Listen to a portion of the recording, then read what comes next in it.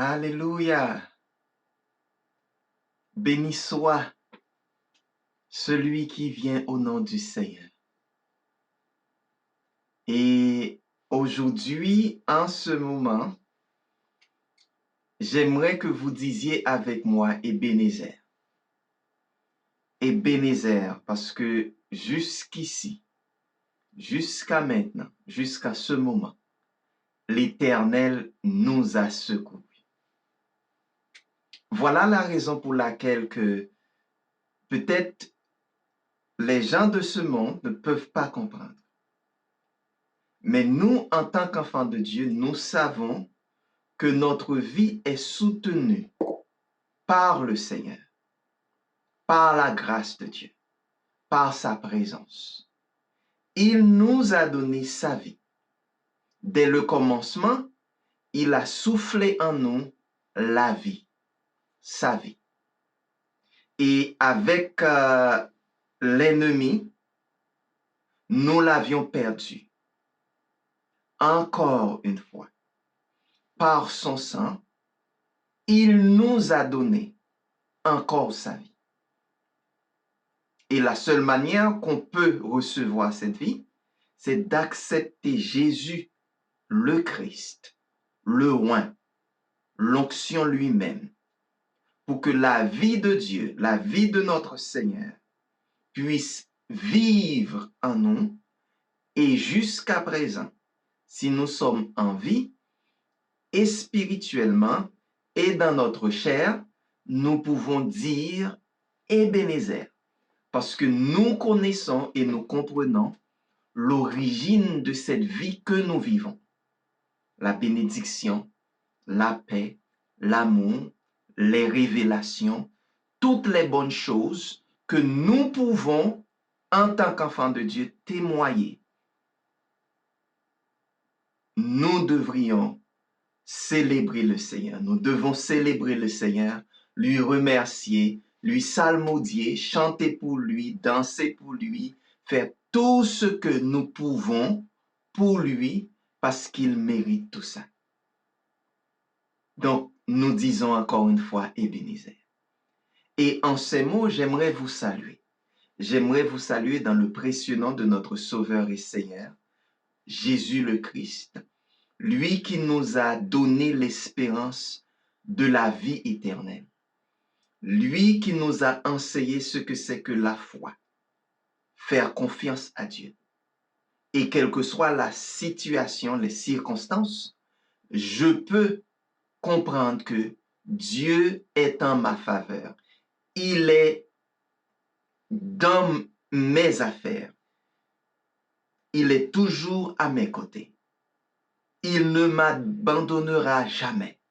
Et ça, c'est quelque chose que, tout autant que ce n'est pas inscrit dans notre âme, dans notre esprit, là, nous allons vivre une vie de doute, une vie turbulente, une vie qui serait vraiment une vie de peur. Nous allons nous tourner vers ce que l'ennemi a, qui est vraiment néfaste pour notre vie. Donc, nous remercions le Seigneur et j'aimerais aussi remercier les apôtres Moïse et Jessica Castillo, eux qui nous ont donné l'accès ou la capacité d'être sur leur plateforme pour véhiculer ou pour partager avec vous la parole de notre Seigneur, la parole de Dieu.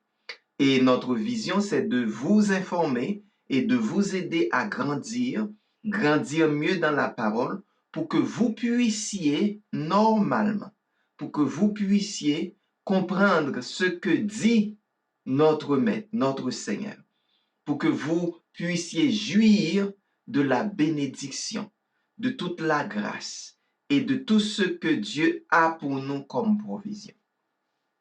Vous n'êtes pas sans savoir que nous avions commencé avec une série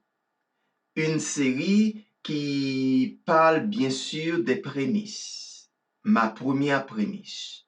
Donc, c'est une série qui nous aide à comprendre comment nous pourrions aller déceler tout ce que Dieu a pour nous en termes de bénédiction.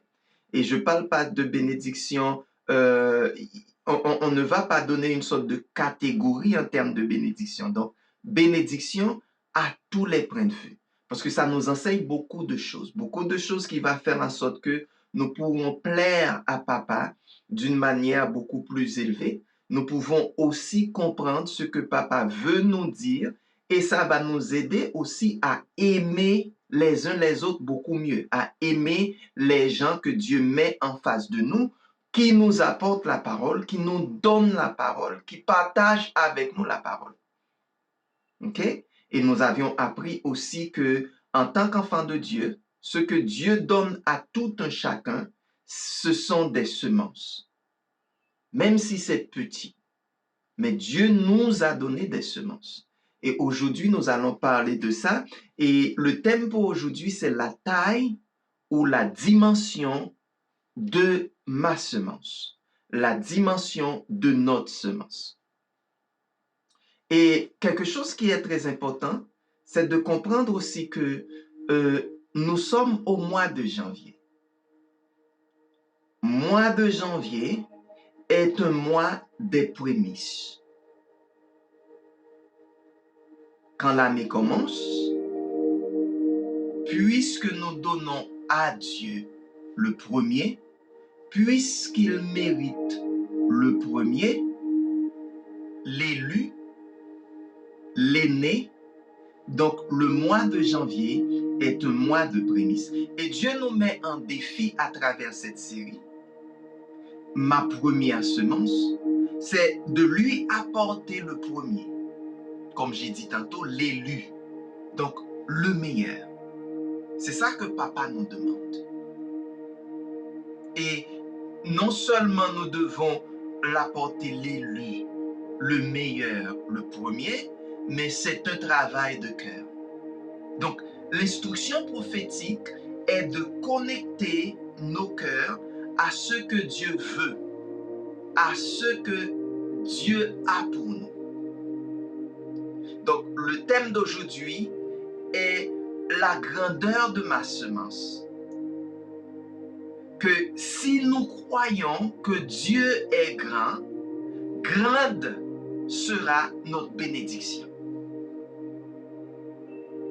Donc, cela sous-entend, ma bénédiction ne dépend pas vraiment de Dieu.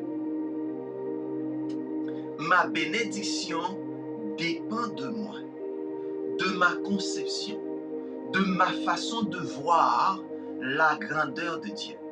Donc, si dans mes pensées, si dans ma culture personnelle, si dans mes croyances, je vois un Dieu petit, un Dieu faible, un Dieu qui ne peut pas faire de grandes choses, un Dieu qui accepte que je vis dans le marasme, misère, dans toutes sortes de tumultes,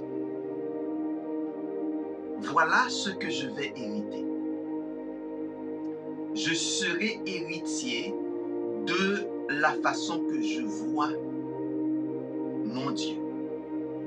Mais si au contraire, je vois que mon Dieu est un Dieu sans limite, illimité, et que la même façon qu'il a parlé à Abraham, quand il a dit à Abraham, lève tes yeux, regarde, et si tu peux compter tes enfants ou arrière-enfants, ou tes descendants, ou les étoiles que tu vois dans les cieux, c'est de la même manière que tu pourras peut-être compter tes descendants.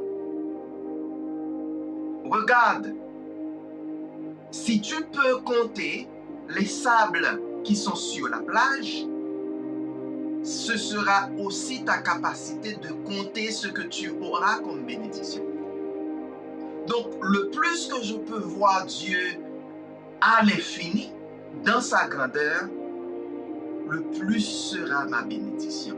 Donc, c'est une affaire où, pour résumer, c'est une question de foi, une question de croyance, une question de compréhension, une question de ma capacité de voir grand en termes de Dieu.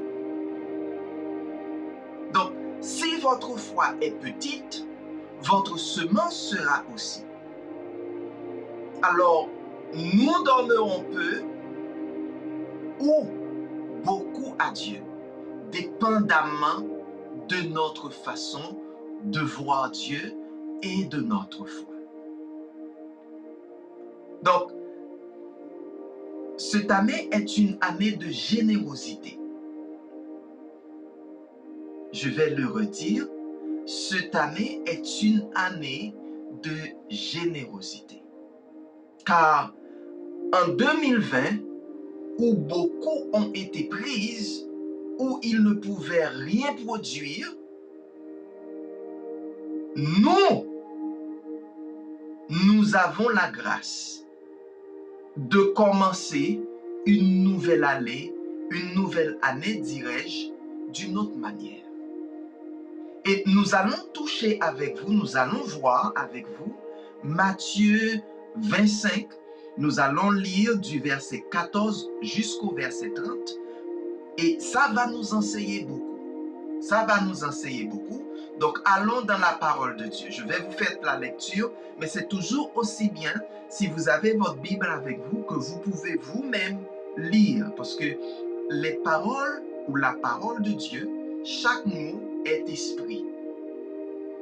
Donc, à chaque fois qu'on met nos yeux sur ces paroles, donc on partage ou ça devient notre esprit. Ça nous bénit et nous apprenons beaucoup. Il en sera comme d'un homme qui partit pour un voyage. Il convoqua son serviteur et leur confia l'administration de ses biens. Il remit à l'un 5 lingots et à un autre 2 et à un troisième un seul, en tenant compte des capacités personnelles de chacun. Je veux que vous écoutiez avec des oreilles spirituelles, en tenant compte des capacités de chacun. Puis il s'en alla.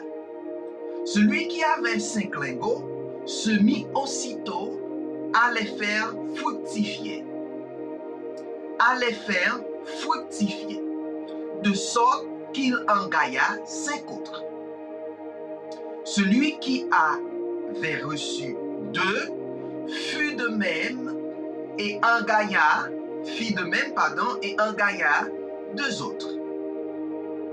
Quant à celui qui en avait reçu qu'un, il s'en alla creuser un trou dans la terre, puis y cachait l'argent de son maître.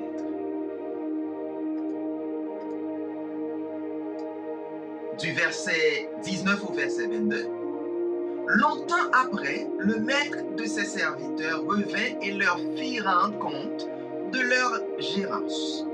Celui qui avait reçu les 5 lingots se présenta, apportant les 5 lingots supplémentaires qu'il avait gagnés. « Maître, dit-il, tu m'avais remis 5 lingots. J'en ai gagné 5 autres. Les voici. » « Très bien, lui dit le maître. Tu es un bon serviteur en qui l'on peut avoir confiance. Tu es un bon serviteur en qui l'on peut avoir confiance. Tu t'es montré fidèle en peu de choses. C'est pourquoi je t'en confierai de plus important.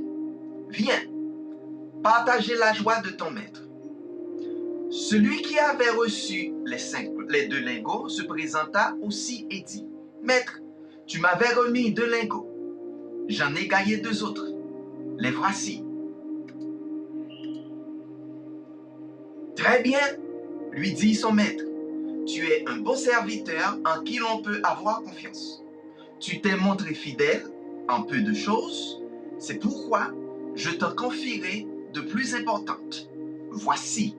Alors viens, partager la joie de ton maître. » Enfin, celui qui n'avait reçu qu'un lingot vint à son tour et dit, « Maître, je savais que tu es un homme dur. Tu moissonnes là où tu n'as rien semé. tu récoltes où tu n'as pas répandu de semences. Alors, j'ai pris peur et je suis allé cacher ton argent dans la terre. Voilà, prends ce qui t'appartient. Mais son maître lui répondit, vaut rien, fainéant. Tu savais que je moissonne là où je n'ai rien semé et que j'ai récolté là où je n'ai pas répandu de semences.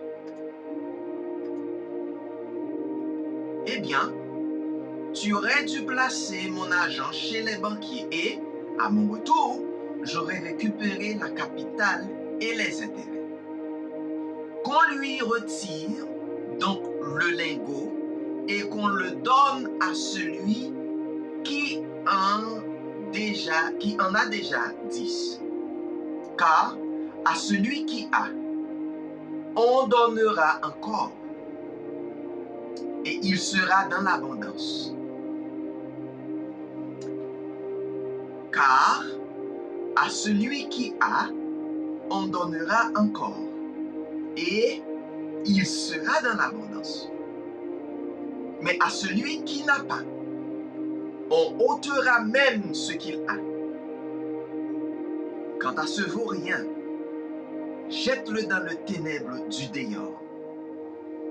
Jette-le dans le ténèbre du dehors. Le ténèbre du dehors, où il y a des pleurs et d'amers regrets. Alléluia. La parole de Dieu est sans pareil. La parole de Dieu est sans pareil. À l'un, il en a donné 5. À un autre, il en a donné 2. Et un autre, 1.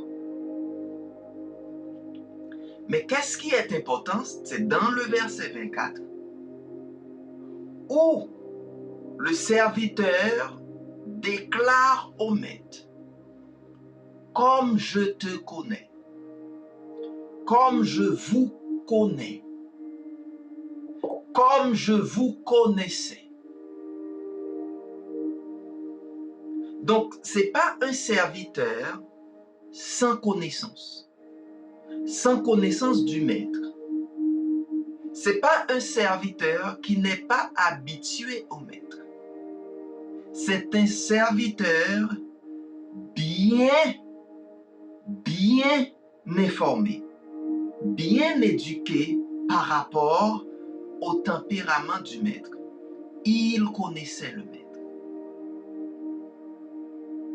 Une autre chose que nous venons de comprendre, celui qui n'a pas produit a été jeté.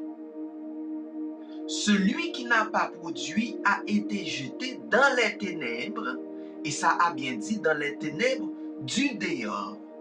Dans les ténèbres du dehors. Et le talent qu'il avait, lui avait été enlevé.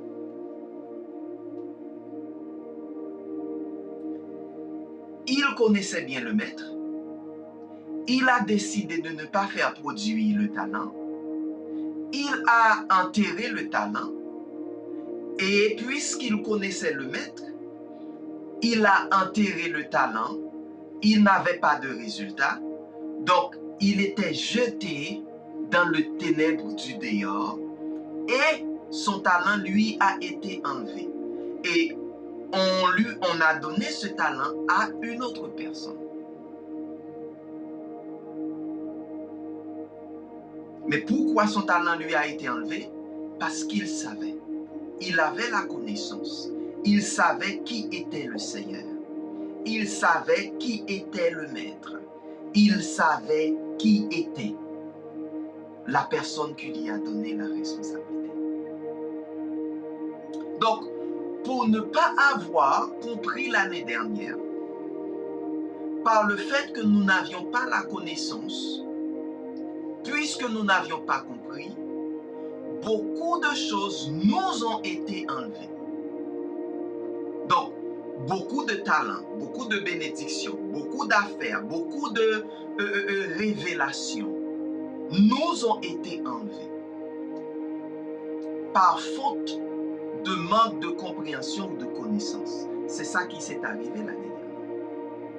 Les prémices sont des semences intelligentes. Donc, la façon que nous donnons à Dieu, c'est pas vraiment un jeu qu'on joue au dé. C'est pas le hasard. C'est pas comme on prend ça comme ça, on joue avec et on tire.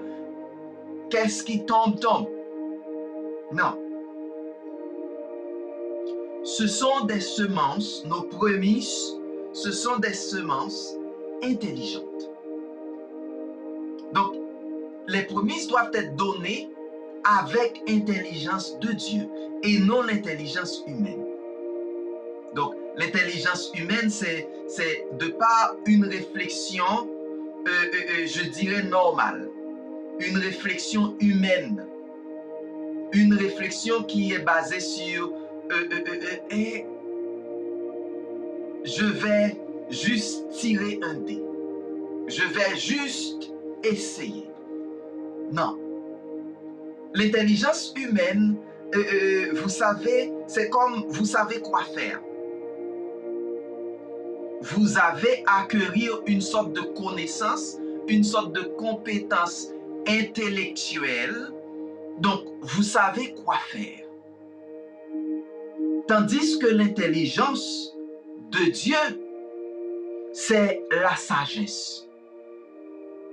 C'est quoi faire et comment le faire. Donc, d'un côté, vous savez quoi faire. C'est tout. OK? Mais de l'autre côté, vous avez la sagesse. Et vous savez quoi faire. En plus, vous savez comment le faire. Donc là, nous parlons de plénitude. Et seuls les enfants de Dieu, vraiment, peuvent comprendre et connaître ce que c'est que avoir la sagesse, c'est quoi faire et comment le faire. Donc, l'année dernière a été emmenée par manque de compréhension parmi beaucoup. Mais cette année, Dieu veut donner. Dieu veut donner. Non seulement le talent qui a été enlevé, mais aussi la somme de ce qu'il a donné aux autres. Selon notre lecture, le maître n'a pas gardé le talent pour lui. Il n'a pas pris le talent et il a dit, ok, je vais garder son talent à moi-même. Mais il a commandé qu'on donne le talent, l'argent ou la bénédiction, cette bénédiction, à l'autre personne qui produit. L'autre personne qui aussi connaissait le maître et qui a travaillé pour apporter profit au maître. Donc, nous pouvons comprendre la différence. Là, nous ne parlons pas de méchanceté ni de dureté, mais nous parlons de la façon d'agir, de comprendre et de rentrer en relation avec le maître. Donc, la grandeur de la semence ou la dimension de la semence apporte une récompense. Et il y a aussi un châtiment pour votre semence. Cela se produit lorsque vous comprenez à quel point votre foi est grande. À quel point que la décision qui est prise est une décision de foi, une décision de confiance, une décision par ce que vous voyez en termes de Dieu. Donc la taille de votre foi sera la taille du Dieu qui vous manifestera. soit qui manifestera pour vous en votre faveur, ou qui manifestera en vous. C'est à partir de votre foi. Une chose qui est claire, dans Malachie, Dieu nous a demandé de lui défier, de le tester. Il nous a demandé de donner.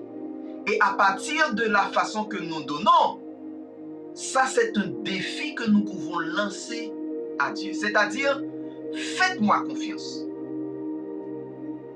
Essaie-moi. Passe-moi un examen. Pour voir que si je ne vais pas utiliser votre semence ou votre façon de donner pour ouvrir les écluses des cieux en votre faveur. Et j'espère que vous comprenez ce message. Donc, nous apportons à Dieu avec grandeur parce que nous reconnaissons qu'il est un grand Dieu. Et aussi grand sera votre bénédiction si vous l'honorez de cette manière. Donc, ce n'est pas une question que... c'est malheureux pour une personne qui comprend que les gestes qu'on fait, soit à une place, soit à une église, soit vers un homme de Dieu, c'est pour cet homme de Dieu. Non. Non. Vous savez, Abraham aussi, il a rencontré, il a fait connaissance avec Melchisédek. Et si Abraham voyait Melchisédek en tant qu'un homme, et il n'a pas pris la décision de donner à Melchisédek, Abraham ne recevrait jamais la communion. C'est-à-dire cette sorte de testament, de contrat. Il ne verrait pas la bénédiction de Dieu. Et c'est après que Abraham fait cet acte que la révélation commence à rentrer dans sa vie. Et j'aimerais bien que vous le compreniez. Donc, c'est un acte de foi qui va inciter l'amour, la grâce et notre Sauveur, notre Dieu, en ce qui est bénédiction en tant que tel. Et l'autre jour, moi et ma femme, nous avions parlé de ça. Et j'aime toujours partager ces choses avec vous parce qu'à chaque fois que nous avions ces petites conversations, nous connaissons que ces petites conversations nous bénissent. Et qu'est-ce qui se passe? C'est que il y avait Job, Abraham, Salomon. Ces trois personnes avaient des choses extraordinairement en commun. Premièrement, ils offraient des sacrifices au Seigneur et ils donnaient. Et Dieu témoigne d'eux en termes de partenaires. Job était constaté comme l'homme le plus riche de son temps. Et même si nous pouvons prendre la voix de Job et faire une extrapolation pour maintenant, il serait toujours l'homme le plus riche. Parce que ses avoirs se multiplieront au jour le jour. Nous connaissons Abraham. Les investissements d'Abraham a fait que Dieu lui a donné son propre sein, c'est-à-dire son propre endroit. Et le Seigneur Jésus-Christ a témoigné que Lazare, qui était enfant d'Abraham, a pu vivre dans le sein de son père, dans le sein d'Abraham. Donc ce n'était pas vraiment un héritage seulement terrestre, mais Abraham a sa propre place, sa propre dimension, sa propre zone. Et nous connaissons que l'une des sacrifices la plus extravagante qu'un homme a pu offrir à Dieu était Salomon. Salomon a offert un sacrifice qui était sans pareil. Et Dieu s'est révélé à Salomon. C'est comme en personne. et a parlé, a communiqué à Salomon et a demandé à Salomon, Salomon, dis-moi qu'est-ce que tu veux et moi je te donnerai. Donc Salomon avait défié le Seigneur. Et le Seigneur, lui, il est venu vers Salomon. Il n'a pas envoyé un messager. Lui-même, il est venu et il a demandé à Salomon, qu'est-ce que tu veux? Et bien que Salomon ne lui a pas demandé richesse en tant que telle, mais il a dit à Salomon, oh, tu es intelligent. Je vais te donner même ce que tu ne m'as pas demandé. Et notre Seigneur Jésus-Christ a témoigné de la gloire de Salomon. Donc, notre largesse d'esprit, en termes de communication, en termes de communion, en termes de semence envers Dieu, c'est ça qui va nous aider à recevoir ce que Dieu a déjà pour nous en termes de bénédiction, en termes de multiplication, en termes d'avoir. Mais comment est-ce que nous voyons le Seigneur? Celui qui avait un talent, déjà le maître savait que peut-être il n'était pas bien positionné dans ses cocons, dans sa pensée, dans sa foi. Et le maître lui a donné un talent. Et il a prouvé au maître que le maître avait raison parce que l'investissement qui était fait était maigre, mais lui, sa déclaration était néfaste. Donc, l'année 2021, c'est l'année où il sera restauré. Donc, c'est l'année où Dieu veut nous restaurer. Donc, dans la parabole des talents, nous pouvons voir comment leurs talents ont été doublés par le fait qu'ils ont compris le message. Donc, pour apprendre de ce qui s'est passé, les gens qui n'apprennent pas de leur histoire sont obligés de les répéter. Donc, c'est notre responsabilité, mon frère, ma soeur, de comprendre que le talent, et je dis le talent parce que la Bible, lui, il a expliqué, c'était de l'argent. Et dans Luc, la récompense n'était pas vraiment de l'argent, mais la récompense, c'était la gestion des villes, la gestion des comtés. Donc, le test, c'est que, ok, je vais voir comment est-ce que vous allez gérer le plus petit dénominateur dans le royaume, l'argent. Je vais voir comment vous allez faire confiance à Dieu avec votre prémisse, avec votre argent. Et de par la façon que vous gérez l'argent ou l'opportunité que Dieu te donne, là, tu vas être responsable du royaume, des villes, des comtés, des zones, des pays, d'une nation, des conglomérats, d'une société. C'est la raison pour laquelle que nous disons, si vous ne connaissez pas et si vous n'apprenez pas de votre histoire, vous êtes obligé à répéter les choses néfastes, les choses qui ne sont pas bonnes dans votre vie. Donc, si vous ne voulez pas que cela se répète, pourquoi ne pas apprendre? C'est le moment de la rémunération. C'est le moment de l'augmentation de la somme, de la multiplication. Mais tant que vous n'avez pas appris de l'histoire, tant que vous ne comprenez pas votre histoire.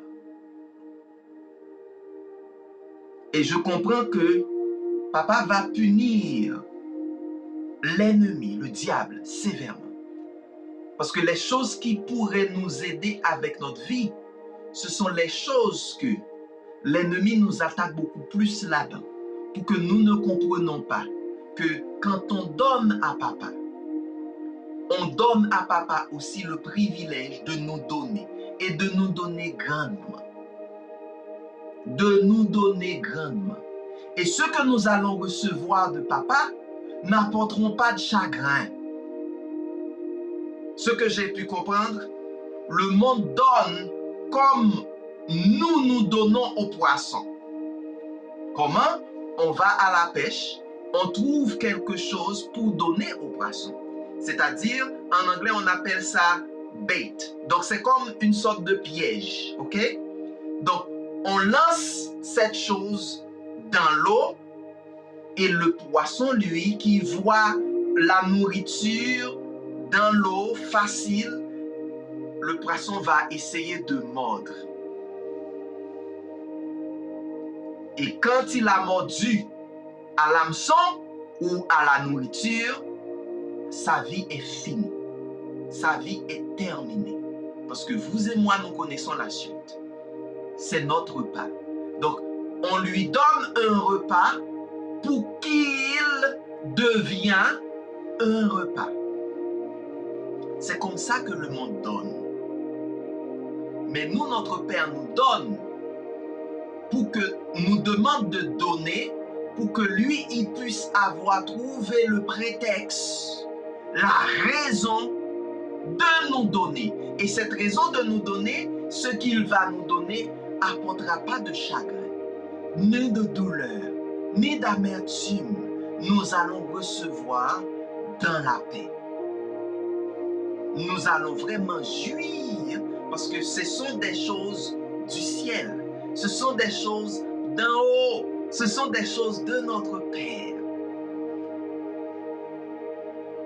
Donc ce que Dieu veut nous donner n'apportera pas de chagrin. Donc nous devons apprendre de notre histoire. Donc la taille, la dimension de votre semence a trois choses très importantes. Donc il faut que vous compreniez le principe de l'honneur. Parce que c'est comme ça que vous allez donner à papa. C'est comme ça que vous allez avancer votre prémisse. C'est comme ça que vous allez semer dans le royaume de Dieu. Il faut que vous compreniez le principe de l'honneur.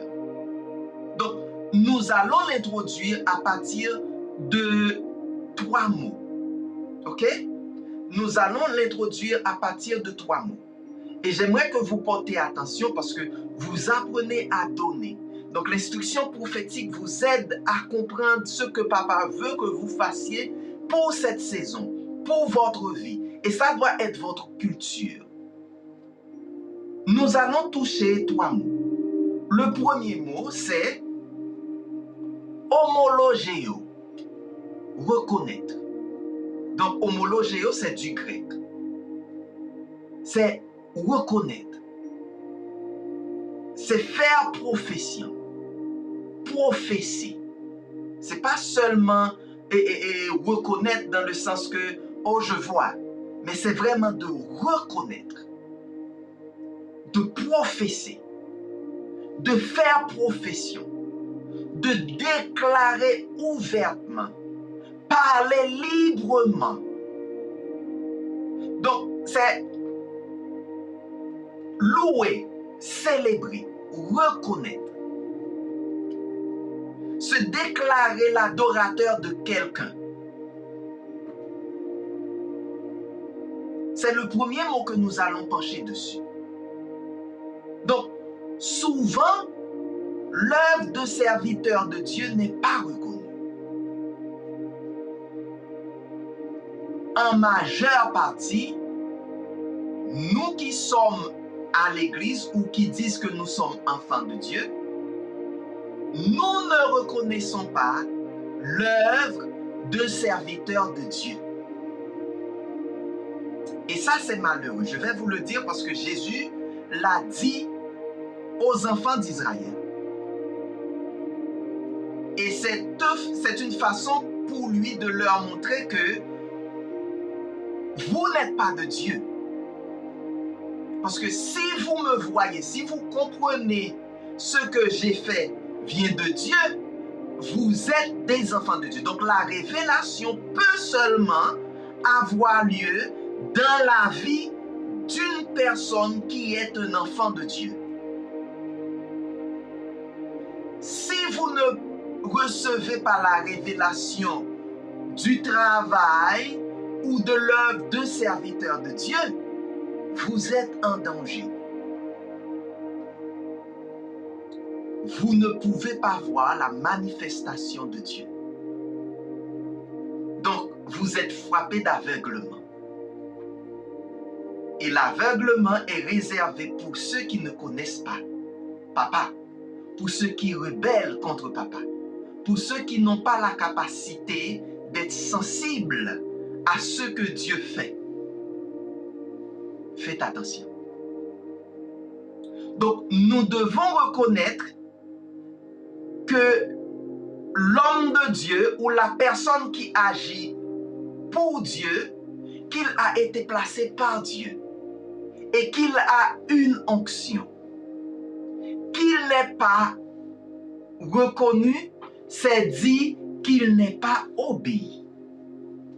Donc, Dieu envoie son messager pour vous dire de faire quelque chose, mais vous ne reconnaissez pas Dieu à travers ou au travers de son messager. Vous ne pouvez pas obéir. Vous ne pouvez pas obéir à la parole parce que vous ne reconnaissez pas comment que Dieu agit en cette personne. Malheureusement. Malheureusement pour vous. Les enfants d'Israël ne reconnaissaient pas Dieu lui-même. Dieu qui était venu en chair et en os pour sauver l'humanité, Fils de Dieu, Emmanuel, Dieu avec nous, ces enfants ne reconnaissaient pas Dieu. Les enfants d'Israël. Ils ont agi d'une manière mauvaise envers le Messie lui-même, l'envoyé de Dieu. Ils n'avaient pas la capacité de reconnaître. Ils n'avaient pas la capacité de reconnaître. Et qu'est-ce qu'ils ont fait? Vous connaissez le reste. Donc, le message qui devait vous sauver, le message qui devait vous bénir, le message qui devait vous orienter, le message qui devait vous permettre de vous mettre plus près de Dieu, le message qui devait vous aviser que le diable est après vous et qu'il cherche à vous tuer, le message qui devait vous aider à grandir dans le Seigneur, puisque vous ne comprenez pas ou vous ne connaissez pas, vous n'avez pas la capacité de reconnaître l'homme de Dieu qui a l'onction de Dieu pour vous apporter ce message. Vous rébellez, vous n'obéissez pas à la parole de Dieu. Et vous savez que Jésus a chanté ou a parlé contre Jérusalem. Combien de fois que Dieu voulait vous réunir, vous rébellez. La cité de Dieu. La cité de Dieu. Donc, reconnaître est très important. Reconnaître est très important. Nous allons voir un deuxième mot. Ok? Donc, bon, si nous comprenons, si nous ne comprenons pas ce qui est honoré, donc vous n'allez pas pouvoir comprendre votre destinée. Donc, c'est une responsabilité majeure pour nous d'apprendre à honorer. D'apprendre à honorer. Donc, c'est ma maison. C'est ainsi qu'ici, On apprend à prendre soin. On apprend à prendre soin. Un exemple que ma femme a donné hier et que je vais donner, c'est, disons que j'ai un père, une mère, et ils étaient responsables de moi. Mais moi aussi, je serai responsable d'eux. Ça, c'est de reconnaître. C'est vraiment de reconnaître. Le deuxième mot que nous allons toucher, c'est antimos. Donner la dignité. Donner la dignité. Ça, c'est tenu en honneur. Considérer. Considérer comme précieux.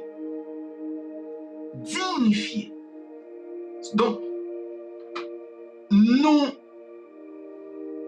comparez pas. OK? Ne dénigrez pas. Ne jugez pas les gens comme étant humains. Donc, être digne, c'est augmenter ce que nous avions déjà. Donc, la personne à qui Dieu utilise, nous avons le droit de mettre cette personne dans une position élevée. Après tout, c'est semence. On sème.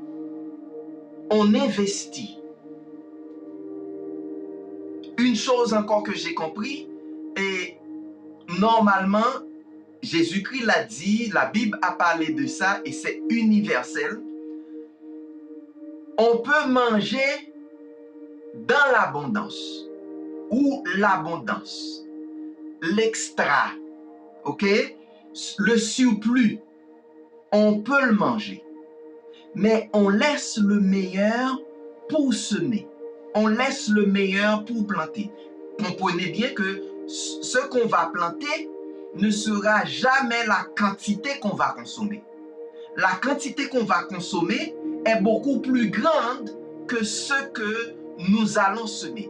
Mais ce que nous allons semer est toujours le meilleur. Parce que si on sème le grain qui est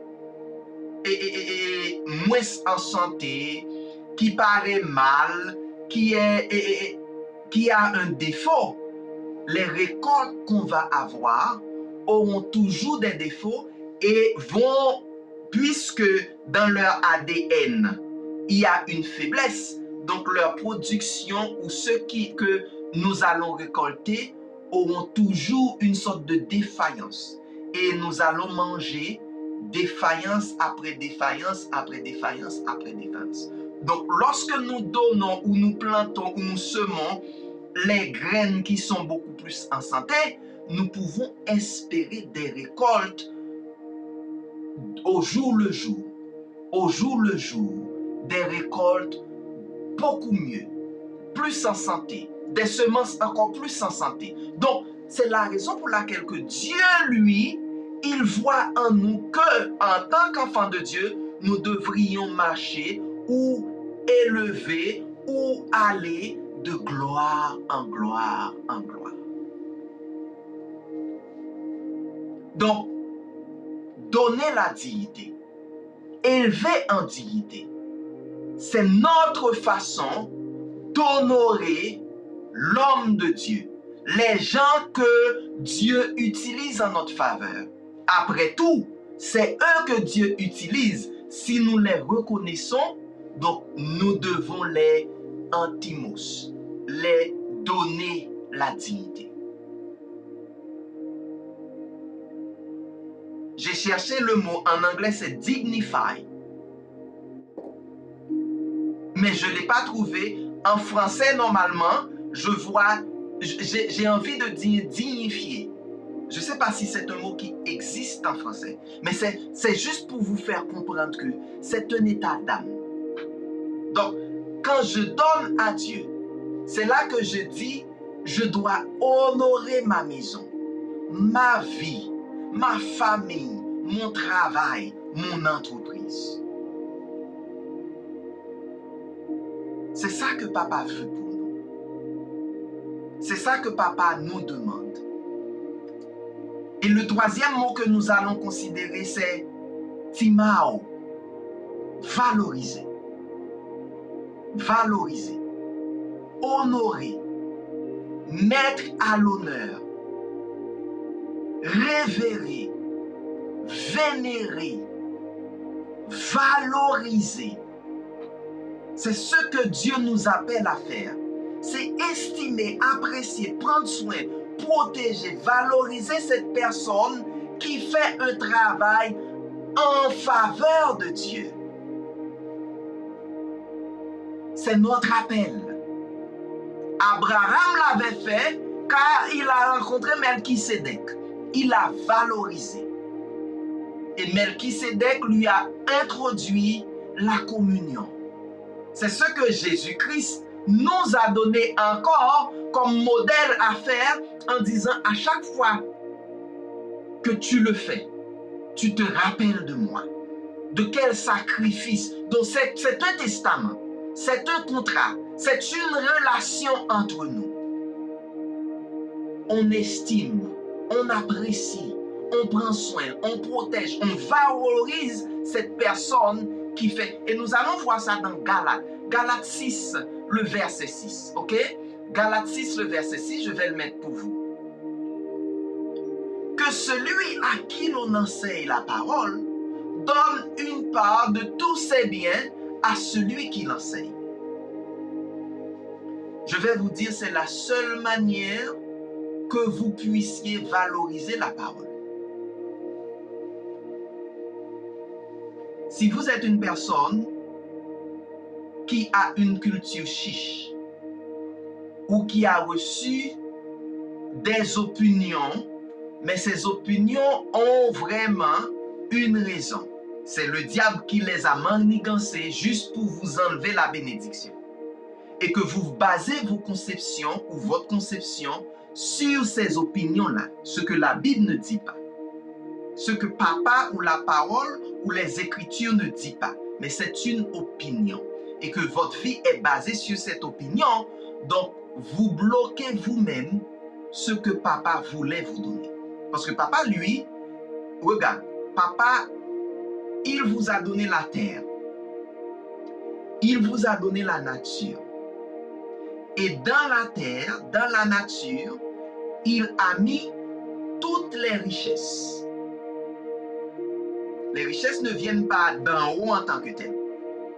Nous sommes sur terre avec toutes les richesses que nous devrions avoir.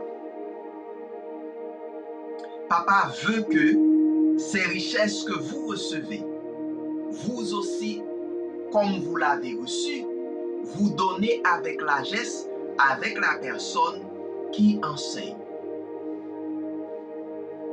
Je veux que ça soit clair pour vous, en tant qu'enfant de Dieu. Donc, quand nous parlons de prémices, quand nous parlons de semences, c'est de ça que nous parlons. Donc, quand je reconnais à qui ou que je suis digne, et quand je suis digne, j'apprécie. Donc, ça c'est un état d'âme. C'est un état d'esprit. Et c'est une grande valeur d'honneur, ce que nous venons de vous montrer.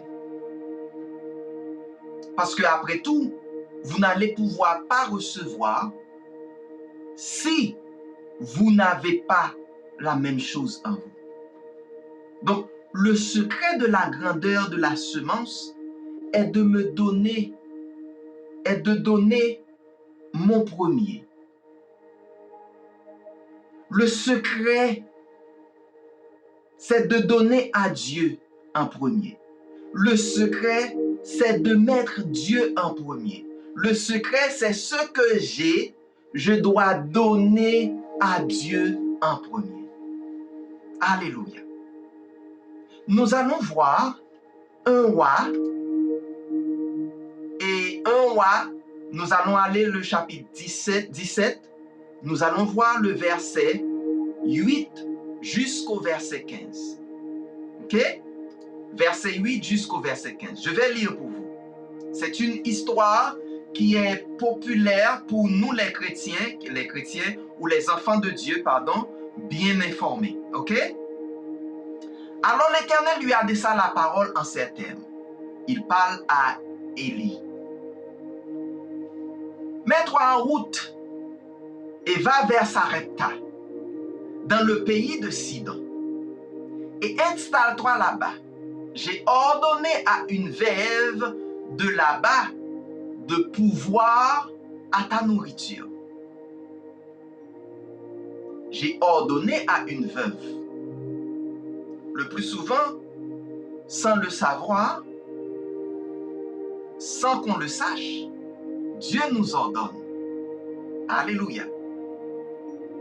Ce langage utilisé, c'est quelque chose qui passe dans la vie de tout enfant de Dieu. Maintenant, Dieu nous ordonne. Ok? Dieu nous ordonne. J'ai ordonné à une veuve, mais la veuve ne pouvait pas témoigner que Dieu était là. Mais Dieu a parlé à son serviteur. J'ai ordonné à une veuve de là-bas de pourvoir à ta nourriture. Élie se mit donc en route et se rendit à Sarepta. Lorsqu'il arriva à l'entrée de la ville, il aperçut une veuve qui ramassait du bois. Il l'appela et lui dit, « S'il te plaît, va me puiser un peu d'eau dans une cruche que je puisse boire. » Comme elle partait en chercher, il la rappela et lui demandait, « S'il te plaît, apporte-moi aussi un morceau de pain. » Apporte-moi aussi un morceau de pain.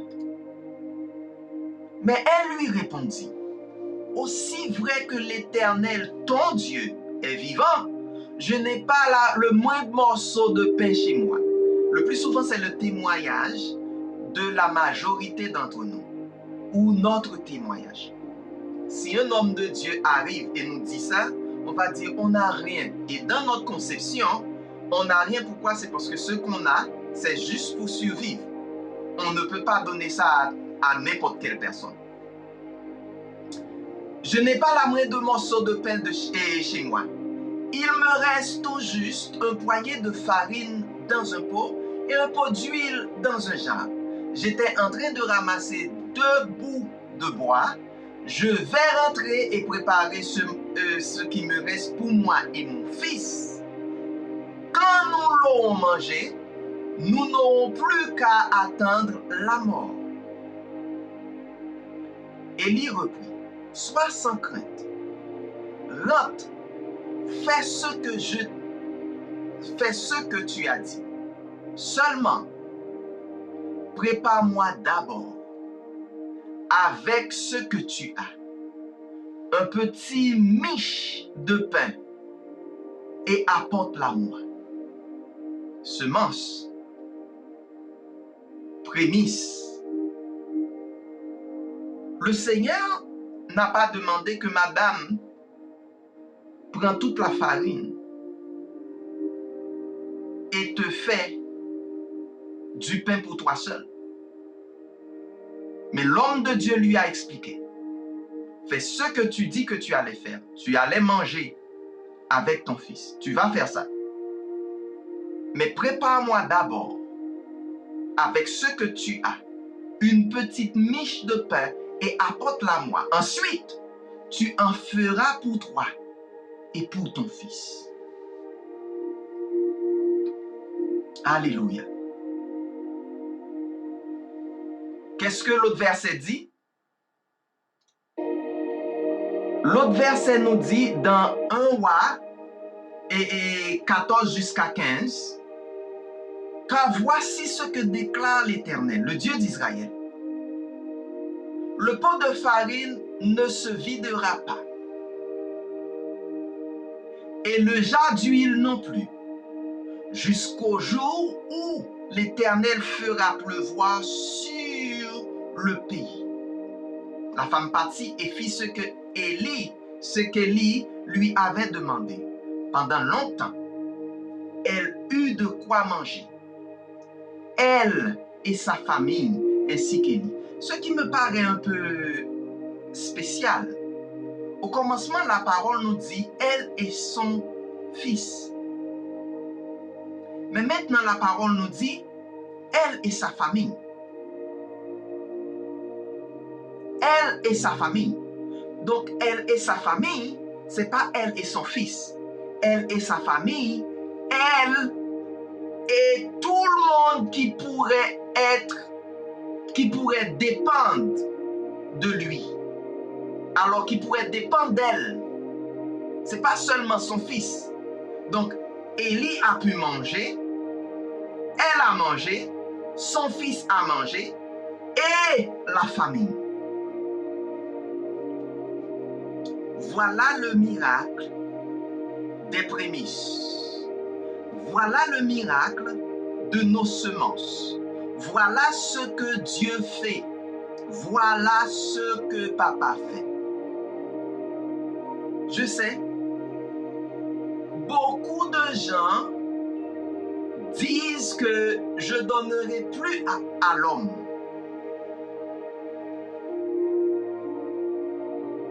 Je ne peux pas donner aux pasteurs, je ne peux pas donner aux apôtres, je ne peux pas donner aux prophètes. Je ne donnerai plus à l'homme. Mais pour donner à Dieu, tu n'iras pas au ciel. Tu le fais par son serviteur. Donc, à chaque fois que tu donnes à l'homme de Dieu, j'ai bien dit, l'envoyé de Dieu, le messager de Dieu, la personne qui a l'onction, vous donnez directement à Dieu. Donc, ce que cet homme a apporté, nous parlons d'Élie, le prophète, ce qu'il a apporté était une extension de vie,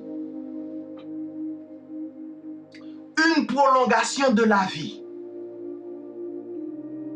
Donc nous pouvons comprendre que l'onction qui pourrit le joug de la pauvreté, de la misère, de la mort,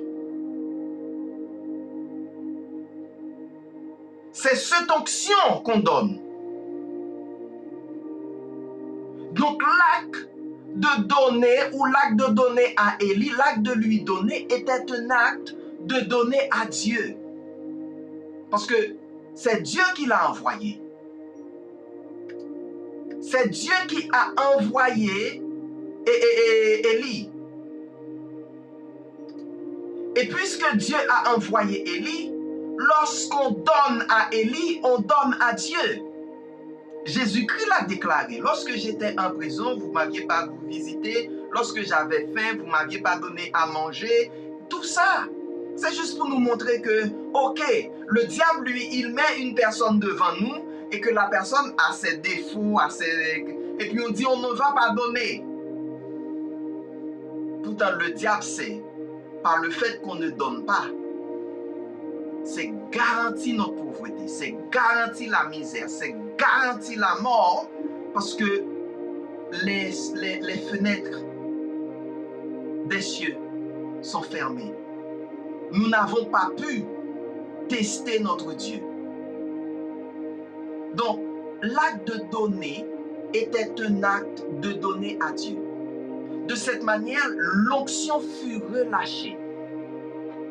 Donc, le jour de la misère était pourri. Et la parole ne dit pas que le veuve ni son fils, ils n'étaient pas morts. Dieu les a protégés.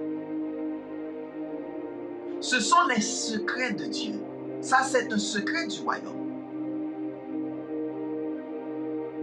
Nous ne demandons pas pourquoi, mais nous devons le voir en termes Parce que cela m'arrive, papa, montre-moi ce que tu veux que j'apprenne de cette situation.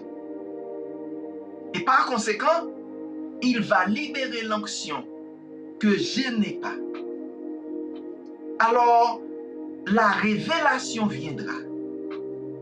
Donc, ce n'est pas une mentalité d'incrédulité, mais c'est une mentalité de Seigneur. Bon, ça m'arrive. Des fois, vous savez, en tant qu'enfant de Dieu, nous avons l'habitude de dire pourquoi est-ce que ça m'arrive? Déjà, le pourquoi, c'est une position d'orgueil. OK? Puisque je suis enfant de Dieu, puisque je m'appelle chrétien, ça ne doit pas m'arriver. Pourtant, dans notre vie, nous devons demander à papa, j'ai compris que ça m'arrive. OK? Papa, j'aimerais que tu me montres ce que tu veux que j'apprenne de cette situation. Parce que je ne veux pas revivre cette situation. Je ne veux pas que cette situation se répète. Montre-moi, papa. Donc, le premier, c'est de reconnaître, c'est d'honorer, c'est de valoriser. Donc, ces trois mots-là, ça fait l'honneur. Donc, la semence n'est pas pour les pauvres, mais elle ne l'est pas non plus pour les riches. C'est pour le terrain fertile. Celui qui fait multiplier ce que vous mettez. La terre fertile est celle qui a l'onction, qui a une signification biblique. Et Dieu le soutient. Donc, on ne donne pas n'importe comment vraiment, mais on donne à une terre fertile. Et Dieu va témoigner dans votre cœur, dans mon cœur. Il va témoigner. Celui-ci, comme il a fait pour Jésus, il a dit celui-ci, c'est une personne en qui j'ai mis mon onction. Cette personne est une terre fertile. Et qu'est-ce que le Seigneur nous a fait comprendre à travers Ézéchiel, dans Ézéchiel 44, le verset 30? Le meilleur part des prémices de toutes choses et de toutes les offrandes de quoi que ce soit, reviendront au Pérète. Vous leur donnerez aussi la première fournée de ce que vous cuirez, afin de faire venir la bénédiction sur votre famille. Je vais relire pour vous, un peu plus doucement. La meilleure part des prémices de toutes choses et de toute offrande de quoi que soit reviendront au prêtre. Vous leur donnerez aussi la première fournée de ce que vous cuirez, afin de faire venir la bénédiction sur votre famille. Ça, c'est une loi. Ça, c'est un principe du royaume.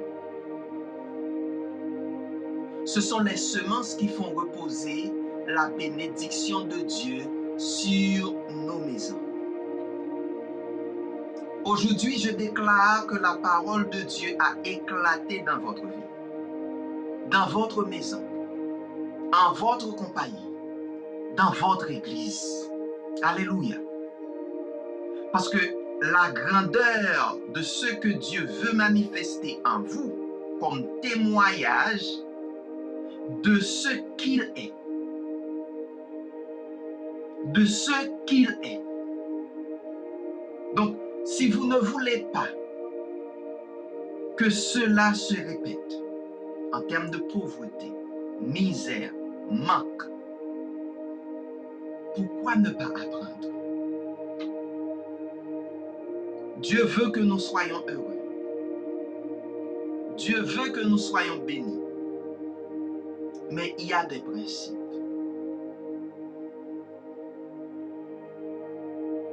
Ce que nous donnons, c'est la clé qui ouvre les écluses des cieux. Et c'est ça qui fait que vous allez recevoir. Ça va être empilé, surabondé. Ce que l'univers en tant que tel, le ciel en tant que tel, prépare pour vous. Qu'il en soit ainsi pour vous. N'oubliez pas, ce sont ceux qui mettent la parole en pratique qui verront des résultats. Nous pouvons nous appeler enfants de Dieu, mais si nous ne mettons pas la parole en pratique, nous vivons dans le vide. Nous n'aurons pas de résultats. Nous pouvons aimer à prier. Nous pouvons aimer à déclarer des choses sur nous-mêmes. Nous pouvons aimer à hurler, demander à papa, fais-moi voir ta gloire. Mais si nous ne pratiquons pas ce que papa a dit, nous ne verrons rien. Et ça témoignerait une absence de foi. J'ai toujours envie de prendre le temps pour dire à une personne qui ne connaît pas le Seigneur et qui dit que, bon, moi, je ne vais pas jouir de ce que vous venez d'expliquer, Josué. Je ne sais pas comment trouver cette bénédiction. J'ai envie, mais je sais que pas, je ne vais pas participer. Heureusement, papa a envoyé notre Seigneur et Sauveur Jésus pour que tout le monde qui croit, tout le monde qui accepte, puisse devenir enfant de Dieu. Donc il n'y a pas de barrière. C'est une question personnelle. Si vous croyez, si vous acceptez, vous deviendrez. Si vous voulez, je peux vous introduire devant le trône du salut. Vous allez prier. Vous allez demander en vous-même, dans votre cœur, dans votre personne, avec tout votre être, sincèrement, vous allez demander à Jésus d'habiter votre cœur, de changer votre vie. Vous allez l'accepter comme votre sauveur. Et ça, à partir de là, vous deviendrez enfant de Dieu pour commencer à vivre ce que la parole de Dieu vous promet, vous dit de faire, vous demande de suivre. Et je vous garantis, votre vie ne sera jamais la même. Donc, priez avec moi. Faites cette prière avec moi. Seigneur Jésus, je reconnais que je suis pécheur. J'ai jamais obéi à ce que tu as dit, à ce que tu veux de moi. Je reconnais que j'étais perdu. Mais je reconnais aussi, et maintenant, que tu étais mort pour mes péchés, pour mon incrédulité. Maintenant, je veux rentrer à la maison. Je veux t'accepter. Et je t'accepte comme mon sauveur, mon Seigneur, mon berger, mon pourvoyeur. Viens dans mon cœur. Habite mon cœur. Fais de moi un enfant de Dieu. Lave-moi de mes péchés. Purifie-moi et rends-moi capable de célébrer ton Saint-Nom, de célébrer le Seigneur. Donne-moi ton Saint-Esprit. Enseigne-moi, guide-moi pendant que je vais commencer à vivre la vie que tu as réservée pour moi. Amen. Amen. Si vous aviez fait cette prière de votre cœur, de tout votre cœur, sans doute, vous Vous êtes un enfant de Dieu. Maintenant, il faut simplement vous concentrer sur la parole. Trouvez une place où le monde apprend la parole et cherche à vivre la vie que Dieu demande qu'on vit sur terre en tant qu'enfant de Dieu.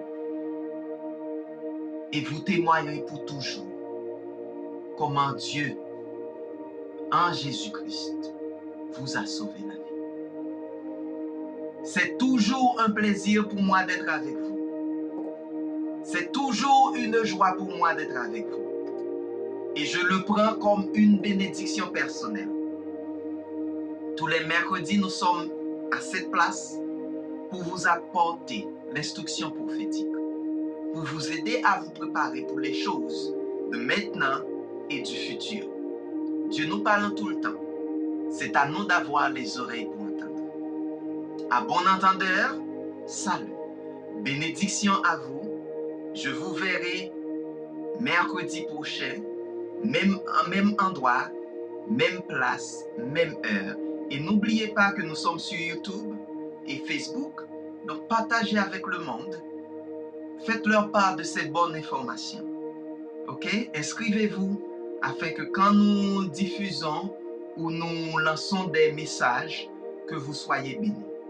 Je vous aime, Jésus vous aime et nous espérons, nous connaissons que votre vie serait une vie meilleure de maintenant jusqu'au futur. Soyez bénis, enfants de Dieu. À la prochaine.